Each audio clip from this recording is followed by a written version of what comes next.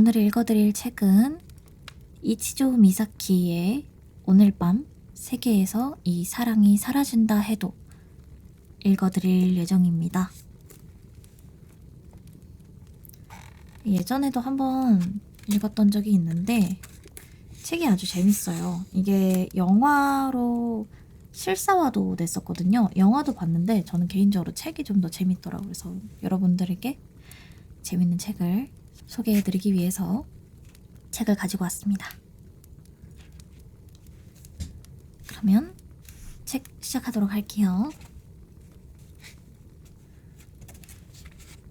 그냥 아름다울 뿐인 내게는 아무 의미도 없을 여자애가 말했다. 너랑 사귀어도 되지만 조건이 3개 있어. 첫째, 학교 끝날 때까지 서로 말 걸지 말 것. 둘째, 연락은 되도록 짧게 할 것. 마지막으로 셋째, 날 정말로 좋아하지 말 것. 지킬 수 있어? 당시 나는 모르는 게 몇 가지 있었다.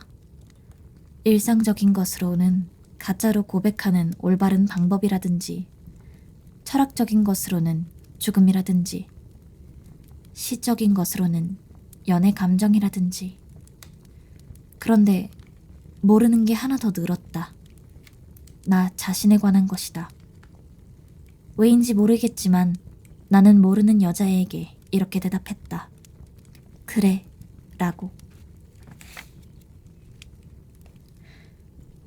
모르는 남자애, 모르는 여자애.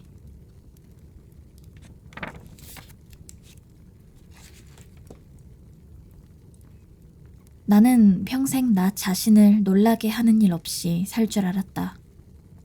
내 행동에 나답지 않다든가 스스로가 믿기지 않는다든가 같은 느낌을 받으며 놀라는 일은 없을 줄 알았다. 시험 점수나 성적도 그렇다. 놀랄 만한 성과나 결과는 없다. 스스로를 잘못 보는 일도 없고 다시 보게 되는 일도 없다. 그런데 그날 방과 후 나는 나 자신에게 놀랐다. 학년이 바뀌고 얼마 후부터 반 남학생 몇몇이 한 남학생을 괴롭히기 시작했다. 대학 잘 간다는 공립학교에 노력해서 들어왔건만 2학년이 되면서 열등반으로 보내진 데에 대한 분풀이일 것이다. 심정은 알겠지만 공감은 할 수 없었다. 타깃은 내 앞자리 학생이었다. 친구 사귀기를 거부하는 것은 아니었지만 나는 교실에서 주로 책을 읽었고 적극적으로 다른 사람과 엮이지는 않았다. 그래도 선량해 보이는 사람이 눈앞에서 힘들어하는 모습을 그냥 보고 있을 수는 없었다. 야, 너희들 그런 게 무슨 의미가 있냐? 그날도 녀석들이 눈앞에서 시답지 않은 짓을 하고 있었다. 내가 그렇게 말하자 교실의 시간이 순간 멈추었다. 주범인 남학생이 돌아보더니 씩 웃었다. 그 순간부터 표적이 나로 변했다. 아, 역시나 그렇게 되는군 하고 덤덤하게 생각했다.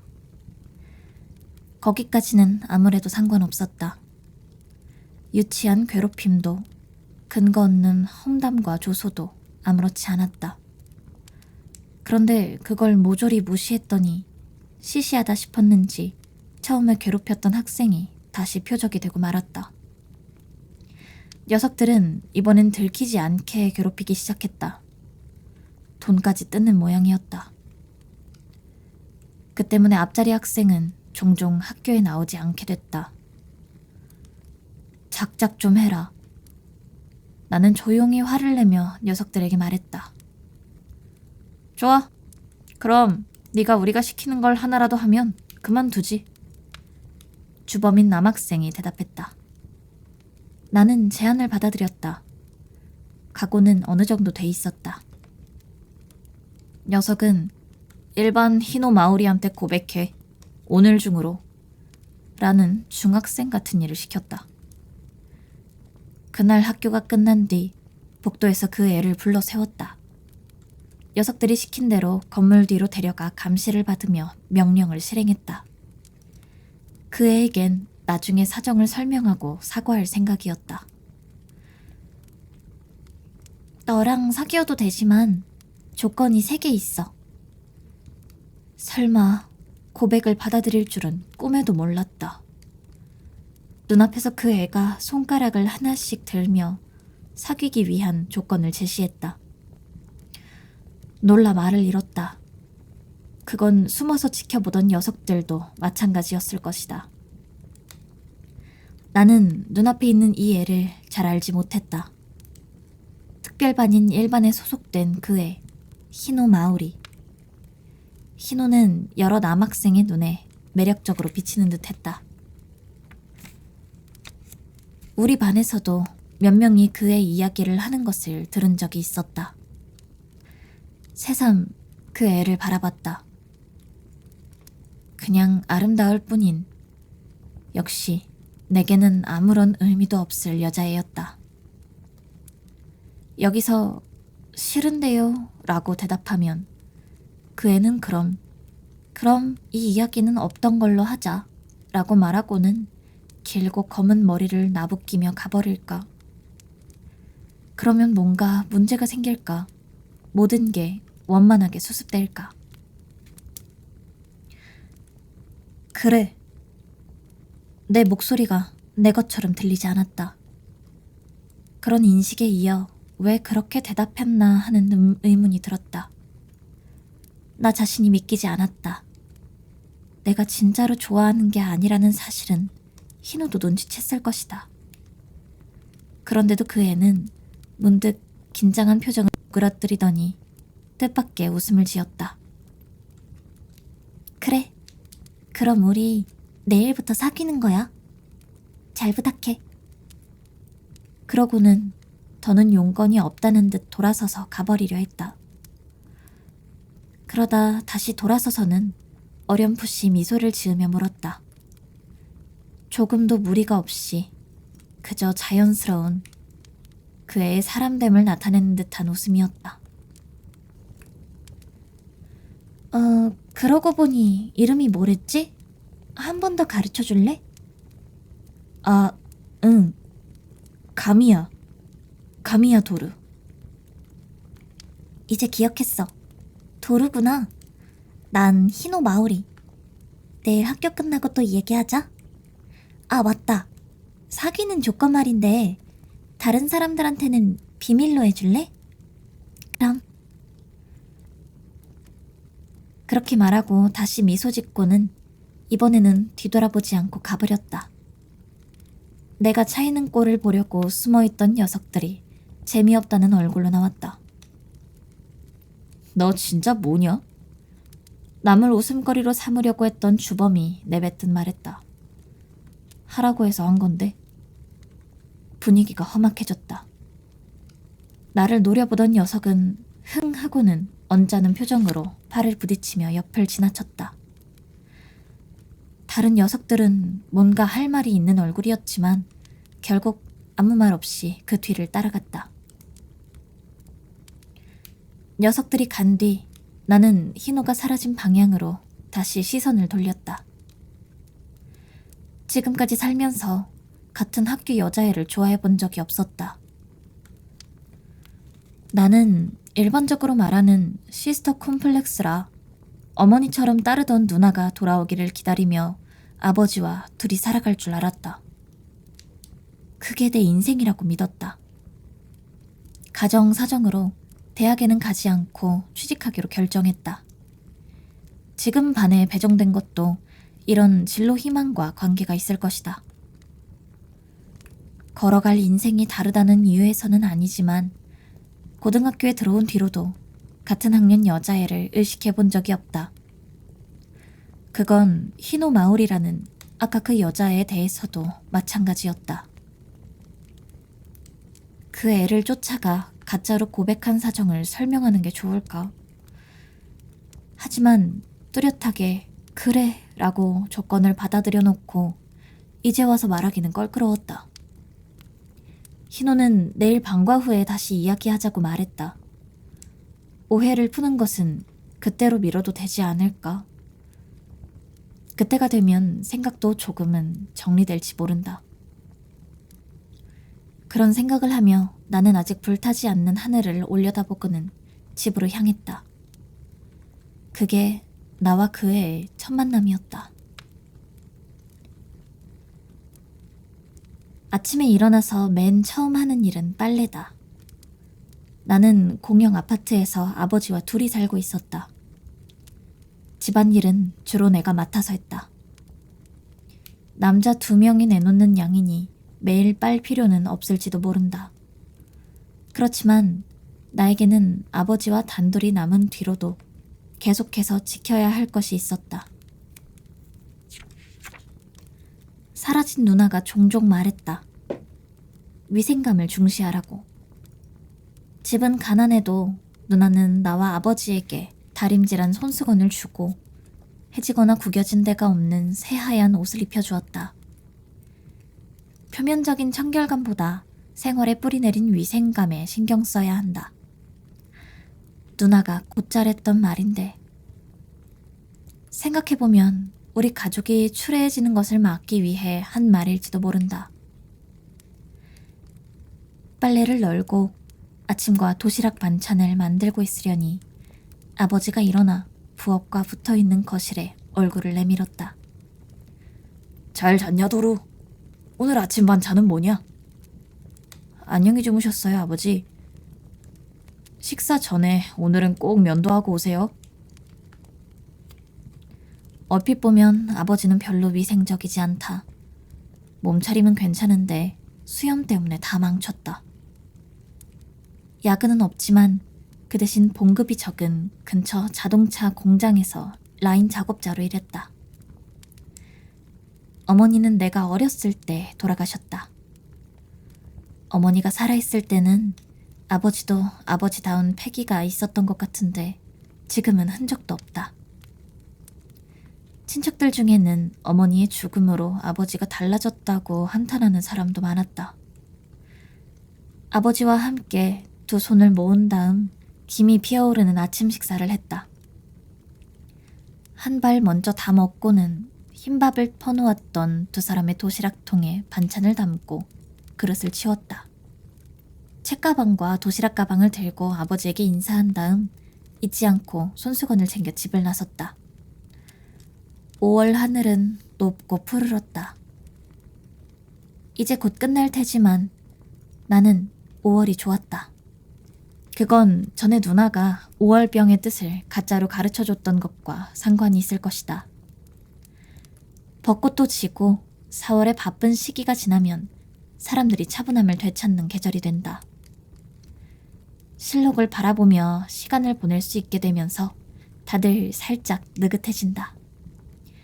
그게 5월병이라고 했다. 참 우아한 의미다.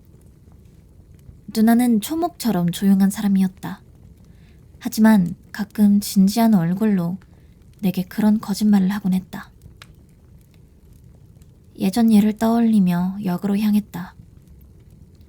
중간에 지나치는 공원 수풀에서 푸릇푸릇한 잎을 발견했다. 아름다움에 감탄하다 보니 마음을 그곳에 두고 가고 싶어졌다. 5월병, 참 우아하다. 저기 흥미로운 이야기를 해주는데 미안하지만 아까부터 와타야가 이쪽을 보는 것 같지 않아? 2교시 쉬는 시간에 앞자리에 앉은 시모카와에게 5월병 얘기를 하는데 갑자기 그런 말을 했다. 복도를 봐 라고 하기에 눈을 돌려보니 미인이지만 성격이 까다로울 듯한 여학생이 있었다. 희노의 친구인 와타야였다. 몰래 엿보듯 교실을 들여다보는 와타야를 같은 반 학생 몇 명이 의아하게 쳐다보고 있었다. 와타야와 말을 나눠본 적은 없다. 희노와 마찬가지로 나와 별로 상관없는 존재였다. 머리가 꽤 좋은 것 같았고 서글서글한 미인이라 은근히 인기가 있었다. 어제 방과 후 복도에서 희노에게 말을 걸었을 때도 와타야가 곁에 있었다. 볼 일이 있다며 희노에게 건물 뒤로 와달라고 했을 때 따라오지는 않았지만 의아한 표정으로 나를 쳐다봤다. 나는 와타야에게서 시선을 떼며 나지막이 중얼거리듯 말했다.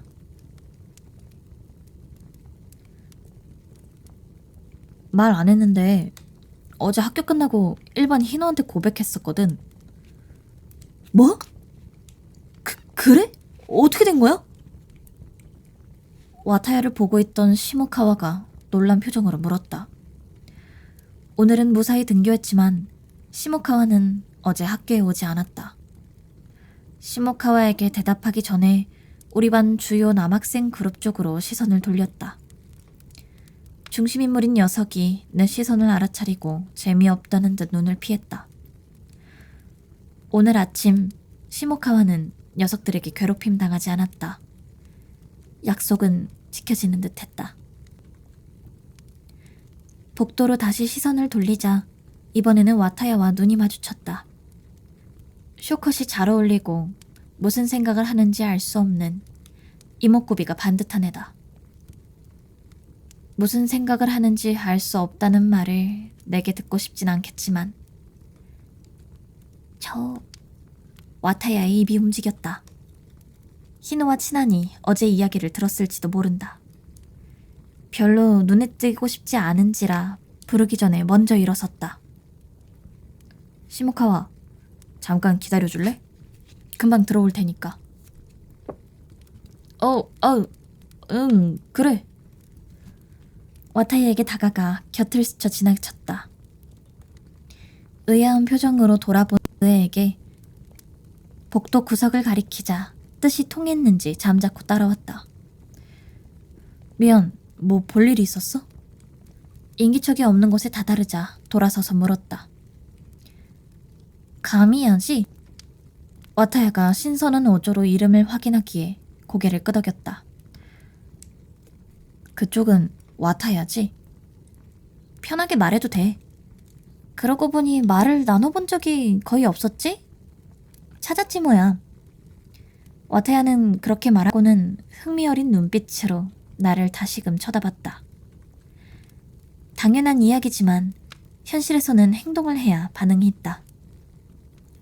정체돼 있던 것이 단번에 움직이려 하는 상황을 뭐라 말할 수 없는 기분으로 바라보는 느낌이었다. 그래서 무슨 일인데? 희노 마오리 말인데 사귄다는 거 사실이야? 말이 허공에 맴돌았다. 그런 것을 물으리라고 예상했으면서 말이 잘 나오지 않았다. 뭐 그렇지. 일단 긍정하자 와타야는 놀란 얼굴이었다. 역시 사실이었구나. 갑자기 왜? 마오리랑 모르는 사이 아니었어? 사람 마음은 눈에 보이지 않으니까. 다시 말해 첫눈에 반했다는 거? 뭐 그런 거지. 모호하게 대답하자 와타야는 생각에 잠긴 표정을 지었다. 느닷없이 이런 말하면 나쁜 인상을 주겠지만 뭐? 마오리를 진짜로 좋아하는 게 아니라 어쩌다 분위기에 휩쓸렸든지 장난이라든지 그런 걸로 고백해서 사귀게 된 거라면 그만둬주면 안 될까? 의표를 찔려 와타야를 쳐다봤다. 벌써 뭔가 정보를 입수한 걸까? 하지만 희노에게 고백한 일은 같은 반 일부 남학생들만 아는 사실인데다 왕따 비슷한 것과 엮인 문제다. SNS에서 떠들어대거나 소문을 퍼뜨릴 일은 아닐 것 같았다. 왜 그렇게 생각하는데? 의문을 유보하고 묻자 와타야는 살짝 눈썹을 내렸다. 그러게, 난 쌀쌀 맞을 것 같다든지 냉담할 것 같다는 말을 많이 듣고 실제로도 그렇다고 생각해. 하지만 마오리는 정말 소중하게 생각하거든. 가능한 그 애가 아파하는 일이 없었으면 좋겠어. 고백 받았다는 말을 듣고 나도 모르게 찾으러 왔는데 어쩐지 넌 마오리를 썩 좋아하는 것 같지도 않고. 아픈 데를 찔려 대답이 궁했다. 그런 거 알 수 있는 건가? 알 수 있어. 가미야, 넌 나랑 비슷하거든. 말투도 시니컬하고. 보통 첫눈에 반한 여자에 대해서 누가 물으면 더 이것저것 표정에 드러나지 않을까? 그런데 넌 쑥스러워하는 것도 아니고 어쩌지? 이거 귀찮은데. 그런 표정밖에 없거든. 나도 모르게 와타야를 쳐다봤다. 지금도 뭔가 표정에 드러나 있을까? 가짜로 한 고백에 관해 여기서 와타야에게 설명하는 편이 좋을까? 마지막으로 셋째, 날 정말로 좋아하지 말 것. 하지만 희노도 내가 진심이 아니라는 것, 사정이 있다는 것을 금세 눈치챘을 것이다. 그렇기에 고백을 받아들였고 조건 등에 관해서는 와타야에게 말하지 않았을지도 모른다. 아무튼 오늘 학교 끝나고 희노하고 이야기할 거야. 그리고 나서 다시 얘기해도 될까? 얼버무리듯 그렇게 말하자 와타야가 나를 똑바로 쳐다봤다. 표정에 변화가 없는 그 애가 무슨 생각을 하는지 짐작하는 것은 불가능했다. 그런데 와타야의 눈빛이 잠깐 흔들렸다. 미안, 자각이 없는 건 아닌데 말이야. 만나자마자 대뜸 이런 소리나 하고 나도 참 이상한 사람이지? 응, 가미야. 나쁜 사람은 아닌 것 같고 마오리한테 상처를 주진 않겠지. 진짜 미안. 만나서 잠깐 말을 나눠보고 싶은 마음도 있었거든. 나는 어색한 웃음을 지었다. 그래. 그럼 이제 목적은 이룬 건가? 대충은. 아, 맞다.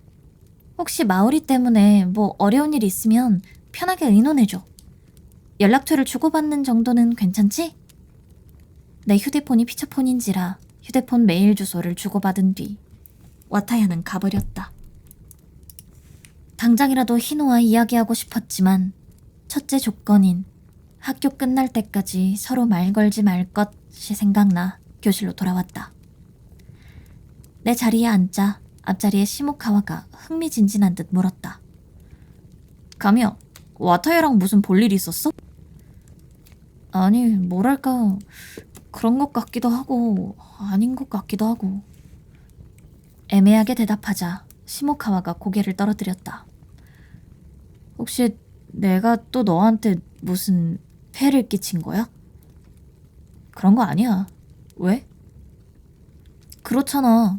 오늘은 걔들한테 아직 아무 일도 안 당했고 어제 그저께 학교에 안 나온 사이 네 주변이 이것저것 달라졌고 희노한테 고백했다고 하는데 혹시 나 때문에 뭔가 강요당한 건가 싶어서.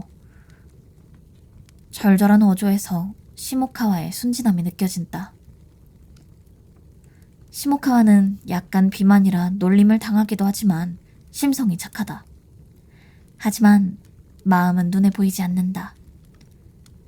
시모카와는 사려 분별이 없는 인간들에게 이따금 업심여김을 당하고 스트레스를 푸는 도구로 이용됐다. 괴롭힘을 당했던 것 역시 마찬가지다. 괴롭히던 녀석들에게 항의한 뒤 내가 대신 표적이 됐다. 주위 인간들은 내게 말을 걸지 않게 됐지만 시모카와는 걱정이 됐는지 종종 말을 붙였다.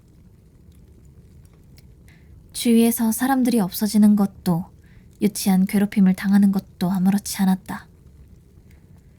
그걸로 아무 문제 없었건만 녀석들의 공격을 모조리 무시했더니 다시 시모카와를 표적으로 삼았다. 게다가 이번에는 더 음침하게 숨어서 괴롭혔다.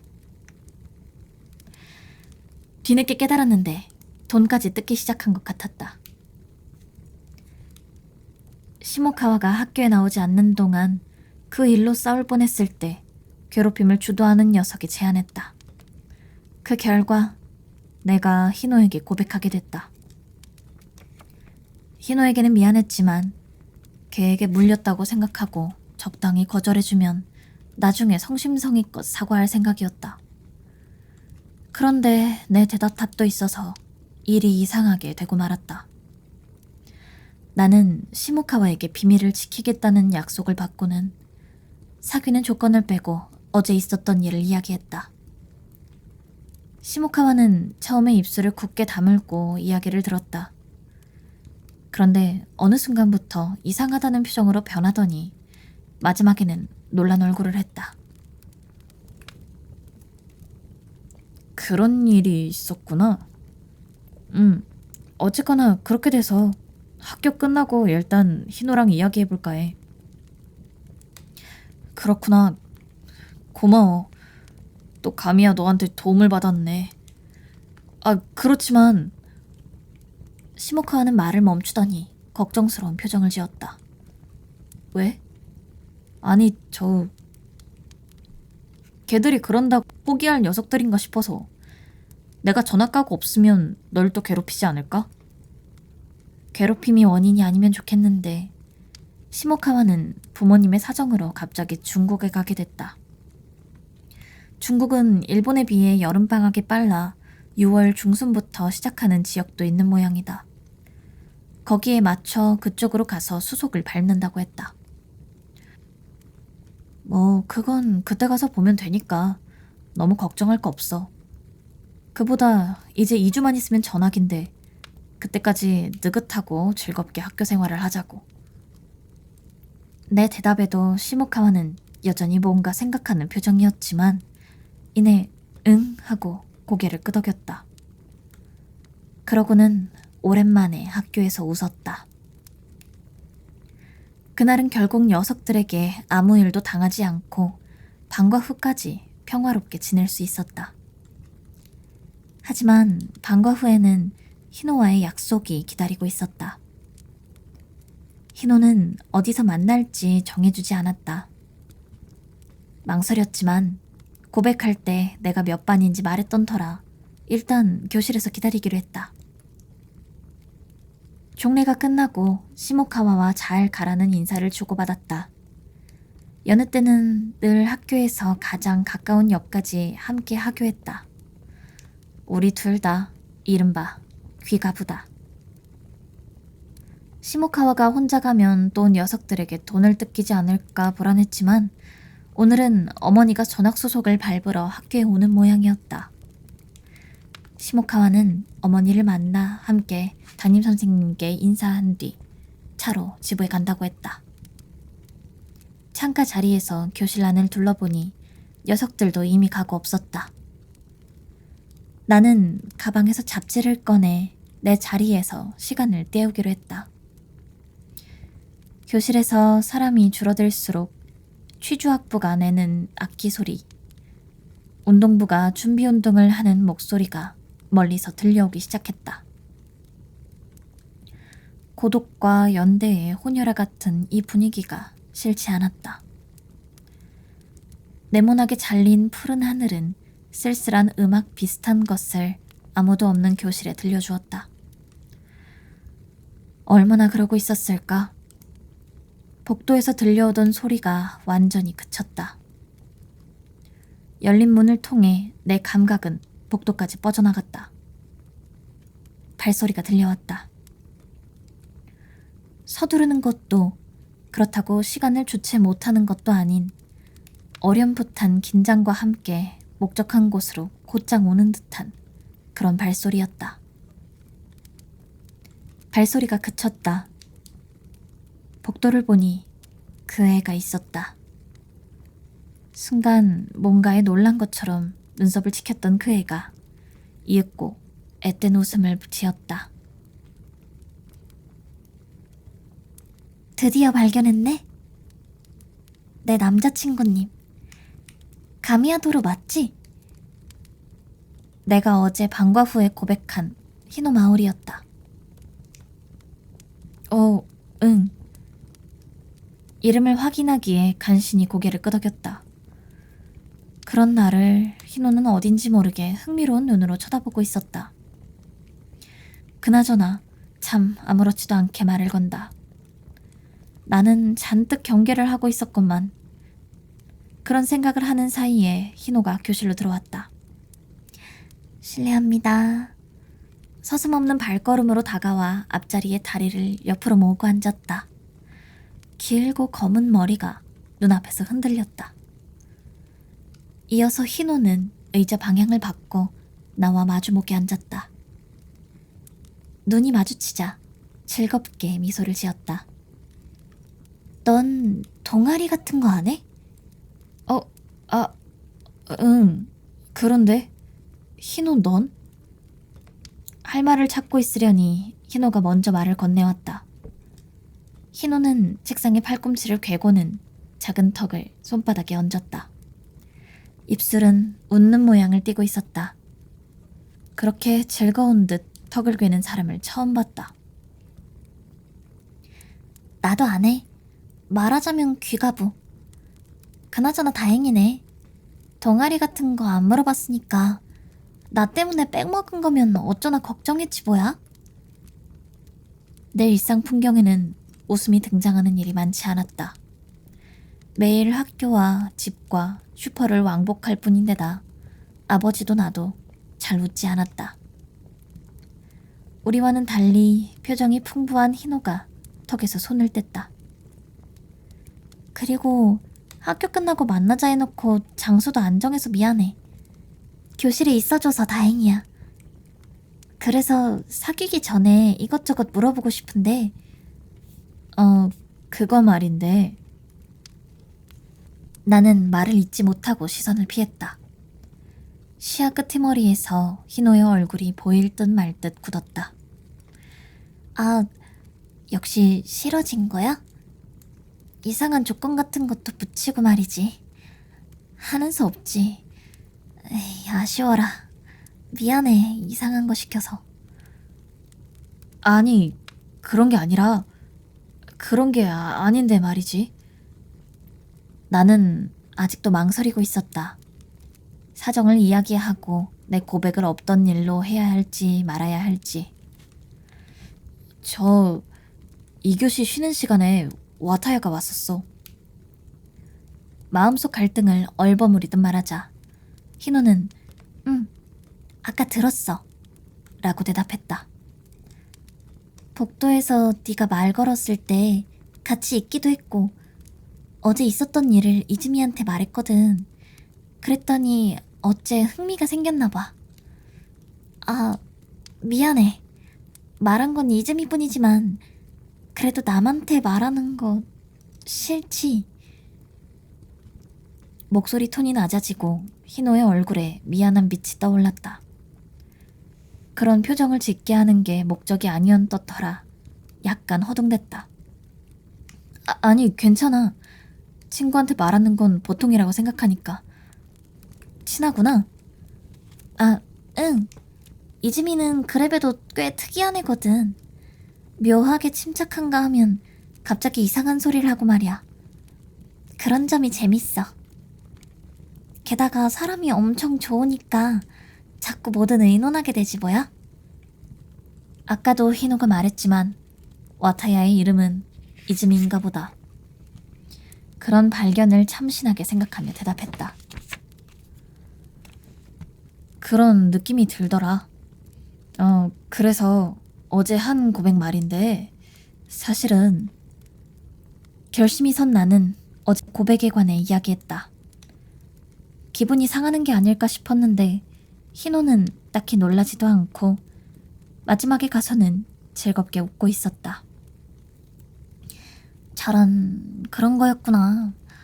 벌칙 게임이나 뭐 그런 거겠지 생각은 했지만 반에서 괴롭힘 당하는 애를 지키기 위해서 그랬단 말이지? 멋있네.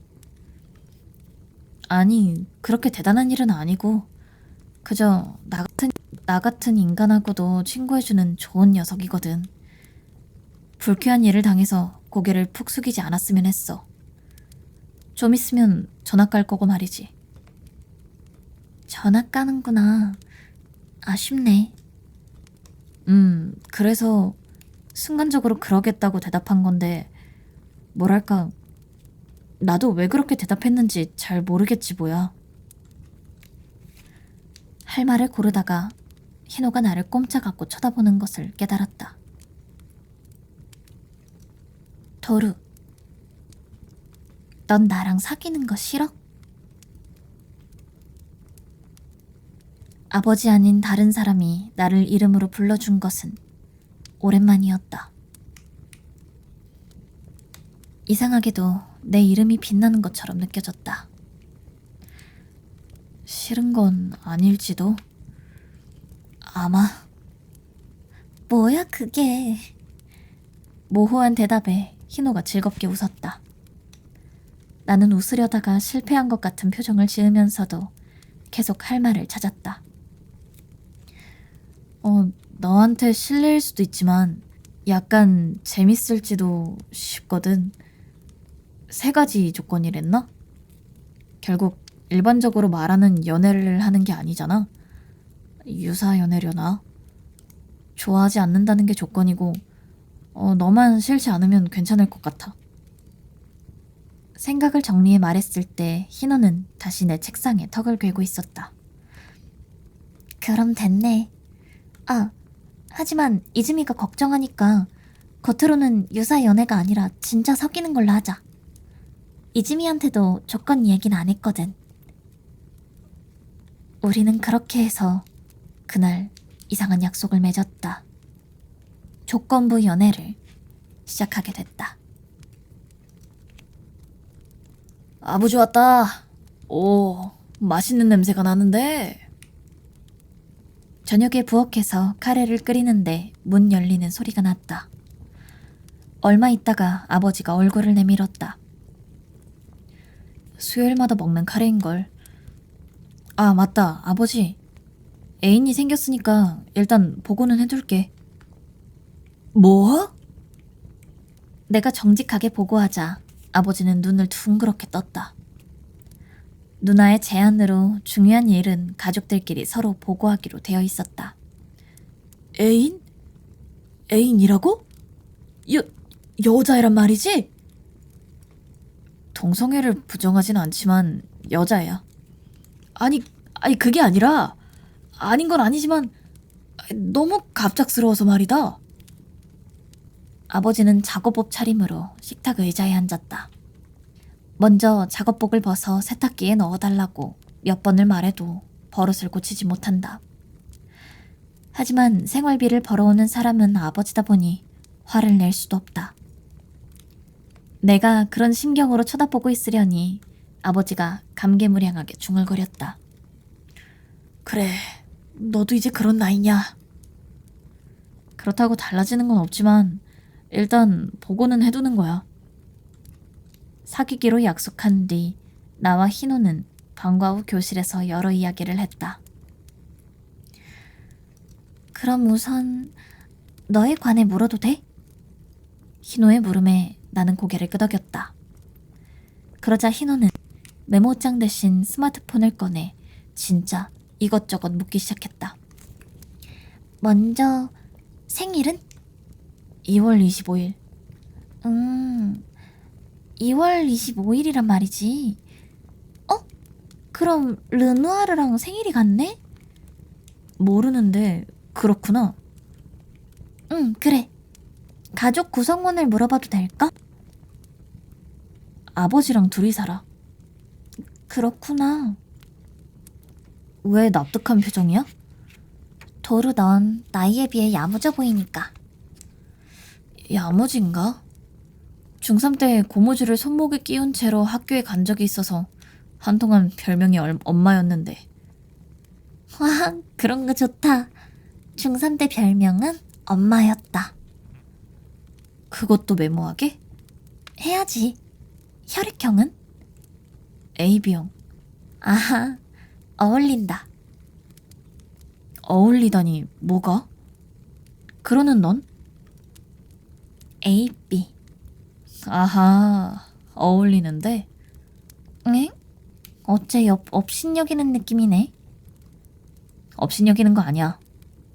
다른 질문은? 존경하는 사람은? 니시카와 게이코. 실례지만 누구신데? 마니악한 순수 문학 작가. 그 사람이 어디가 좋은데? 위생감이 있는 점. 위생감? 청결감이 아니라? 청결감은 가짜로 꾸밀 수 있지만 위생감은 꾸밀 수 없다고 생각해. 도루, 너 역시 재밌는 애네. 그 뒤로도 희노는 여러 가지를 물었다. 취미, 좋아하는 연예인, 영화, 장소, 개를 좋아하는지, 고양이를 좋아하는지, 휴일에는 뭘 하는지, 좋아하는 음식 등. 가끔은 나도 질문했는데 희노는 대체로 대답해 주었다. 그 애는 개를 좋아하고 공원을 좋아하고 단 것이라면 사족을 못 쓴다고 했다. 평범한 여자애라는 느낌이었다. 석양이 깔릴 무렵이 되자 희노는 무슨 생각에선지 이런 제안을 했다. 그럼 애인스러운 일을 해볼까? 희노가 말하는 애인스러운 일은 스마트폰으로 우리 둘의 사진을 찍는 것이었다. 주황색 교실을 배경으로 찍은 사진은 희노가 즐겁게 손가락으로 V자를 그리고 나는 쑥스러움에 괴상한 표정을 짓고 있는 우스꽝스러운 모습이었다. 내 전화가 피처폰이란 것을 알리고 연락처를 교환했다. 희노가 사진을 보내줬다. 배경화면으로 등록하겠다는 것을 내가 거절했다. 둘 다 전철로 통학하는 터라 역까지 같이 걸어갔다. 희노는 즐겁게 자기 그림자를 따라갔다. 학교 근처 역에서 같은 방향으로 나는 세정거장, 희노는 내정거장 간다는 것을 알았다. 앞으로는 되도록 같이 하교하기로 했다.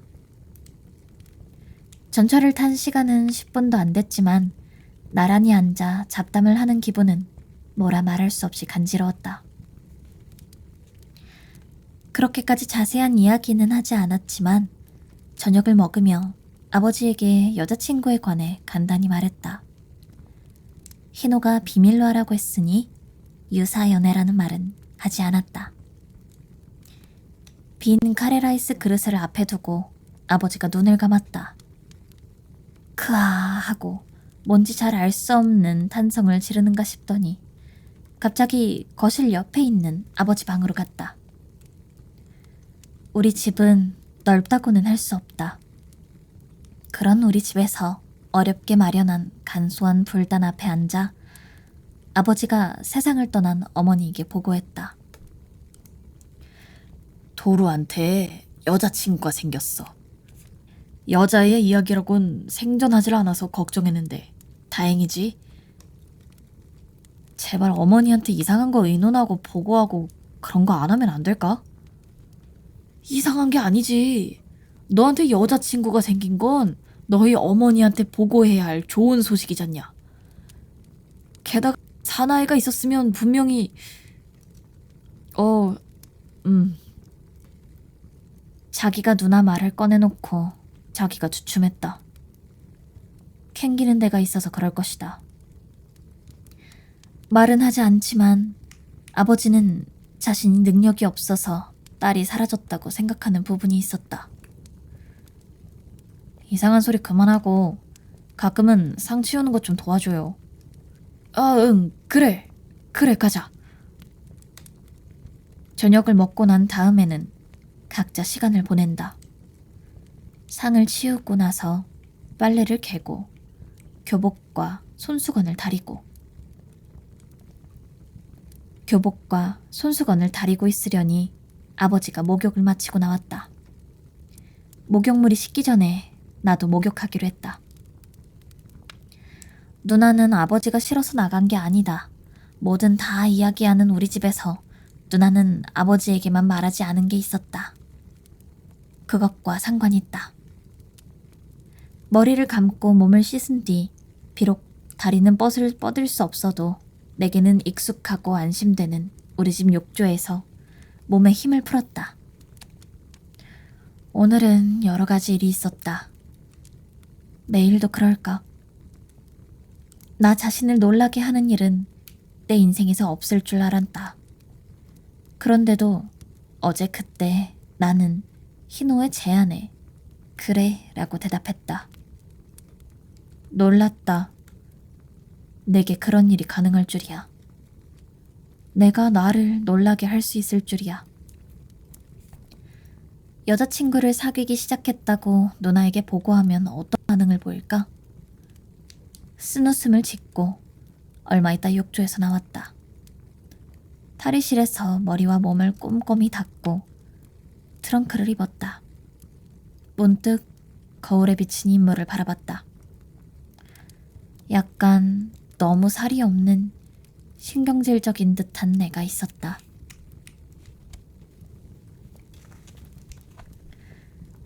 여자친구가 생겼다고 일상이 극적으로 변하는 것은 아니었다. 이튿날도 여느 때처럼 학교에 갔다. 나도 모르게 전철 안에서, 통학로에서, 현관 입구에서 히노나 와타야를 찾고 있었다. 신선했다. 내 생활에 새로운 사람이 등장한다는 게. 교실에서는 시모카와와 이야기했다. 시모카와는 다음 주 주말이면 이사한다. 오래 알고 지낸 사이는 아니지만 히노나 와타야와는 반대로 내 생활에서 누가 사라진다는 게 섭섭했다. 그건 익숙한 감정일 텐데도. 있지, 잠깐 의논할 게 있는데. 시모카와는 늘 문제나 이야깃거리를 갖고 있어 그걸 내게 이야기한다. 역시 살을 좀 빼는 게 좋을까? 참고로 이 이야기는 3번째로 하는 것이다. 나는 여느 때처럼 부정했다. 아니야, 잘 생각해봐, 시모카와. 일반 서민은 군살 같은 거 있을 수 없다고. 하지만 미국에선 살찐 사람을 자기 관리를 못하는 거라고 생각하나 보던데. 미국인이 생각하는 비만이랑 일본인이 생각하는 비만은 많이 다르다더라. 그쪽에선 넌 뚱뚱한 축에 속하지도 않을걸? 내 말에 시모카와는 자기 배를 쳐다봤다. 시모카와 네가 살을 빼고 싶은 거면 응원은 하겠지만 무리할 필요는 없지 않을까? 게다가 살이 좀 붙어 있어야 폼나는 대사도 있거든. 예를 들면? 스테이크 1kg쯤은 당신을 생각하는 마음으로 금세 소화되지. 여기 고기 추가. 와일드하네. 당신이 살쪘다고? 어디가? 내 눈에 당신은 날씬한 레이디인데? 와일드하면서 신사인걸? 요람에서 무덤까진 아니지만 잘 먹겠습니다부터 잘 먹었습니다까지 남기지 않고 먹는 인생을 당신한테 맹세하겠어. 뭔 소린지 모르지만 멋있는데? 그래, 와일드한 포동이가 되면 되겠구나.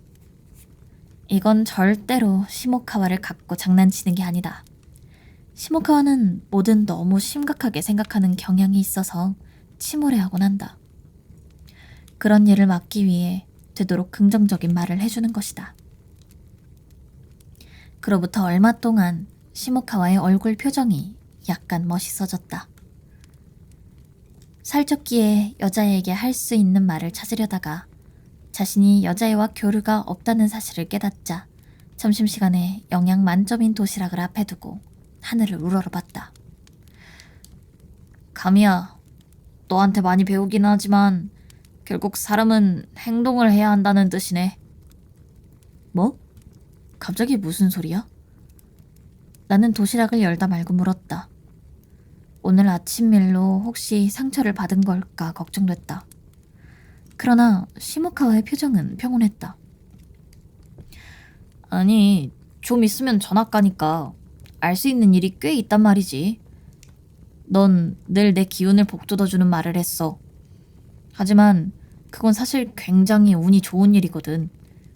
나 스스로 행동하고 용기를 내서 여자애들하고도 친하게 지내보면 좋았을 텐데.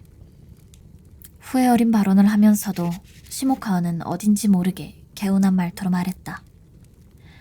그런 그를 보며 나는 미소 지었다. 전학 가선 친한 여자애들을 많이 만들어. 새로운 환경은 자기가 새로워질 기회이기도 하니까. 그럼 너한테도 소개할게. 아차, 그럼 희노가 화내려나? 시모카와는 나와 희노가 유사 연애를 한다는 사실을 모른다. 즐겁게 이야기하는 시모카와에게 나는 모호한 미소를 지었다. 학교가 끝난 뒤 나는 어제처럼 교실에서 희노를 기다리기로 했다. 시모카와는 그럼 내일 또 라고 손을 들어 인사한 다음 교실에서 나갔다. 동작이 하도 자연스러워서 나도 아무렇지 않게 그래 내일 이라고 대답하고 말았다. 잡지를 보다가 깨달았다. 시모카와는 오늘 혼자다. 잡지를 도로 덮었다. 괴롭힘을 당하는 게 아닌가 걱정돼서 신발장을 향해 달려갔다.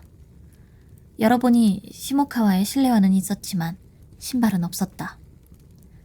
학교 내에서 화장실 같은 데로 끌려가지는 않은 것 같았다. 그래도 신경이 쓰여 신발을 갈아 신고 현관을 나섰다.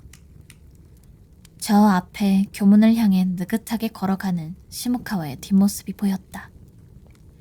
숨을 휴 내쉬었다. 누가 어깨를 끌어안고 어디로 데려가는 것도 아닌 듯했다. 그렇게 현관 앞에 우두커니 서 있는데 뒤에서 누가 말했다. 뭘 뛰고 난리냐? 목소리만으로도 누군지 알 수 있었다. 돌아보자 녀석이 있었다. 시모카와를 괴롭히던 그룹의 주범이다. 희노에게 고백하도록 시킨 녀석이기도 하다. 그렇게 걱정되냐? 저 뚱땡이가? 친구인데 당연하지. 짜증스러운 어조로 대꾸하자 녀석은 업신여기듯이 웃었다. 친구냐? 그러고는 나를 똑바로 쳐다보더니 오늘 점심시간에 담임과 학생 지도교사에게 시모카와에 관해 주의를 받았다고 말했다. 그건 내가 모르는 이야기였다. 시모카와 녀석, 우리가 돈 뜨는 걸 녹음했더라? 녹음? 시모카와가? 그래. 두 번째나 세 번째려나. 남일처럼 말하는 녀석의 어조는 어딘지 체념한 것 같이 건조했다.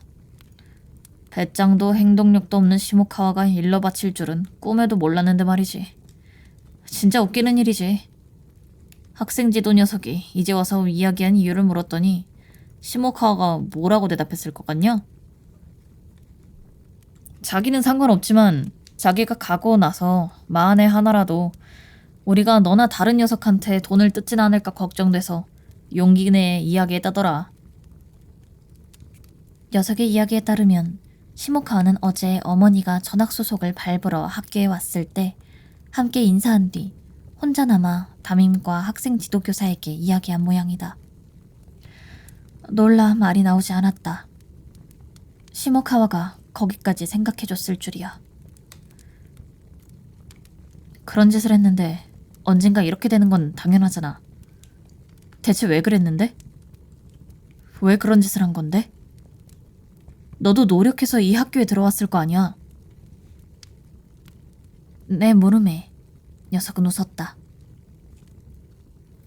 어딘지 모르게 슬퍼 보였다. 글쎄다 모르겠네. 공부도 조금은 자신이 있었는데 언제부터 아무렇지도 않게 땡땡이 칠 수 있게 된 건지. 친구인 줄 알았던 놈들도 내가 시킨 거라고 배신하고 말이야.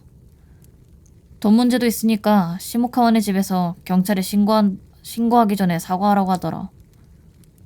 시모카와는 필요 없다고 한 모양인데 돈도 돌려주라고. 녀석은 또 웃더니 아 진짜 하고 중얼거렸다. 내 인생이 왜 이렇게 시시해진 거지? 응? 감이야?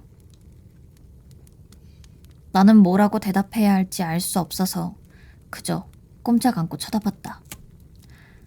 녀석은 훗 웃더니 교문으로 걸어갔다. 시모카와를 쫓아가는 걸까? 자포자기해서 폭력을 휘두르려는 걸까? 그런 생각이 들었지만 녀석이 그렇게 바보는 아니라고 고쳐 생각했다. 녀석도 원래는 노력해서 희망을 품고 이 학교에 들어왔을 것이다. 지금은 잠깐 사는 방식을 헛갈렸을 뿐. 교실로 돌아오니 아무도 없었다. 당연히 시모카와도 없었다. 자리에 앉아 쓸 일이 거의 없는 휴대폰을 가방에서 꺼냈다. 시모카와에게 전화할까 했지만 통화 버튼을 누르기 전에 그만뒀다. 시모카와도 생각이 있어 한 일이다. 먼저 이야기를 꺼낼 때까지 모르는 척하는 게 나을 것이다. 잡지를 펴고 멍하니 바라보고 있으려니 어제 못지않게 느닷없이 희노가 나타났다. 아, 있다. 남자친구님. 아직은 눈에 익지 않은 얼굴을 보고 조금은 힘이 생겼다. 나를 만나러 와주는 여자애가 있다는 게 어쩐지 기분이 이상했다. 그 말에 난 뭐라고 대답해야 하는 건데? 쓴웃음을 지으며 묻자 희노는 잠시 생각했다. 마이 허니? 외국 영화에서도 요샌 별로 그런 말 안 하더라. 그렇군. 남자친구님은 마이 허니는 취향이 아니란 말이지. 그걸 메모한단 말이야? 희노가 스마트폰으로 메모하는데 뒤에서 어이없다는 목소리가 들려왔다. 여튼 참, 너희 그렇게 몰랑몰랑한 대화를 하는 거야? 와타야가 얼굴을 내밀었다. 심하게 단 사탕을 먹은 듯한 표정이었다. 희노와 와타야가 함께 있는 모습은 몇 번 봤지만 이렇게 셋이 이야기하는 것은 처음이었다. 오늘은 와타야도 같이 왔네? 응, 너희가 좀 신경 쓰여서. 와타야는 그렇게 대답하고는 교실 문턱을 넘어 내 책상을 향해 걸어왔다. 희노는 그 뒤를 따르며 나를 또 빤히 쳐다봤다. 왜? 응, 아니 그냥 아무것도 아니야.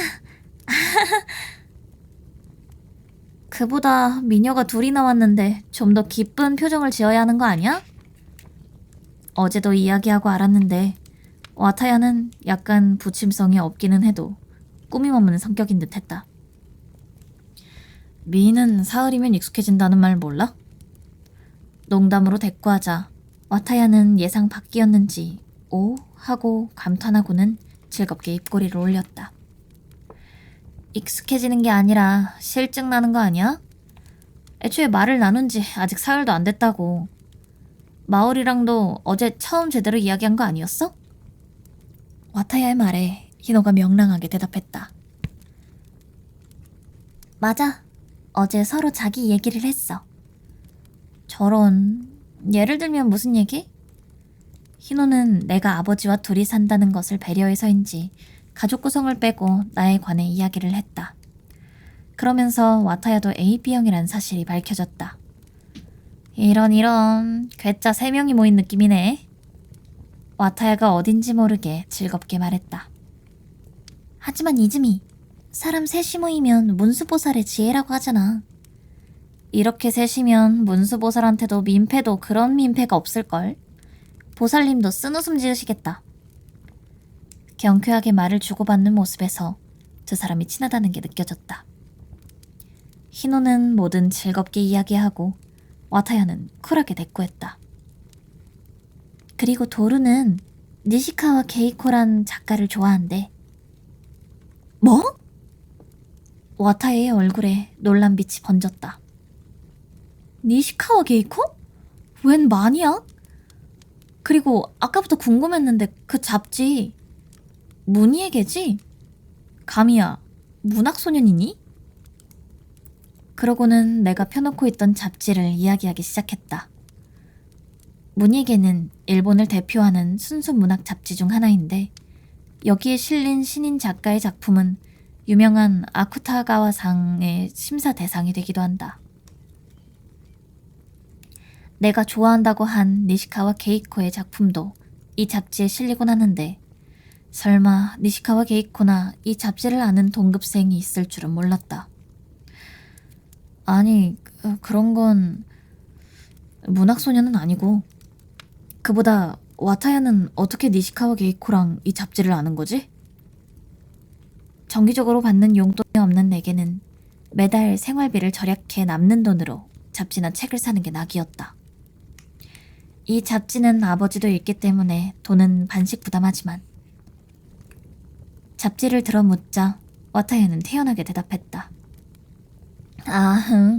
난 순수문학을 엄청 좋아하거든.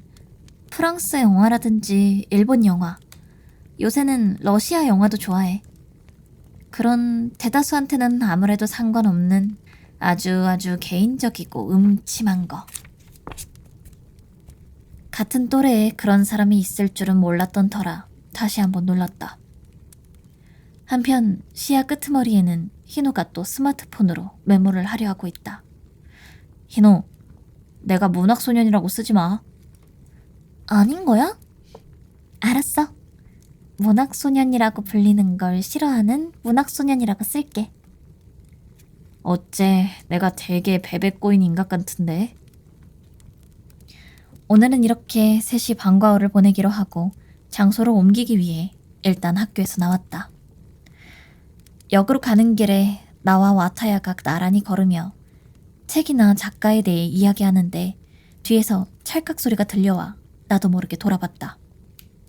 희노, 사진은 왜 찍는 건데? 희노가 스마트폰으로 나와 와타야의 뒷모습을 찍고 있었다. 내가 따지자 희노는 장난치다가 들킨 초등학생 같은 표정을 지었다. 감이야, 그렇게 멋대가리 없는 소린 하는 거 아니야. 남자친구 사진을 찍는데 무슨 의미가 필요해? 그렇게 말하는 와타야는 나와 희노가 유사연의 관계라는 사실을 모른다. 그건 그럴지도 모르지만 아직 어색하다고 할지. 사흘이면 익숙해져야지. 억지 쓰지 마. 미인 둘이랑 이야기하는 것도 아직 어색한데. 와타야와 둘이서 아까는 익숙해졌다고 했으면서 아니 아직 사흘 안 됐거든 하고 교실에서 했던 이야기를 다시 하고 있으려니 희노가 그런 말이야 라며 제안했다. 익숙해지기 위해서라도 친목을 다지자. 어디 가서 셋이 차라도 마시지 않을래? 차? 그러지 뭐. 이야기는 그 뒤 어디로 가느냐 하는 문제로 옮겨갔다. 그러나 두 사람이 제안하는 패밀리 레스토랑이나 찻집은 내게 다소 벅찼다. 가진 돈에 별로 여유가 없었다. 괜찮다니까. 내가 억지로 따라와서 둘만의 시간을 뺏는 건데 그 정도는 내가 살게. 원래는 안 되지만 아르바이트도 하니까 여유 있거든. 아니 그렇지만 와타야, 그런 건 별로 안 좋다고 할지. 됐다니까. 와타야와 실랑이를 하고 있으려니 생각에 잠겨있던 희노가 말했다. 아, 좋은 생각이 난 것 같아. 아직 시간도 늦지 않았고. 나와 와타야가 나란히 돌아보자 희노는 생각지도 못한 말을 했다. 아예 도로네 집에 가면 어때? 그럼 돈도 안 들잖아. 뭐? 얼빠진 목소리는 당연히 내 입에서 나온 것이었다.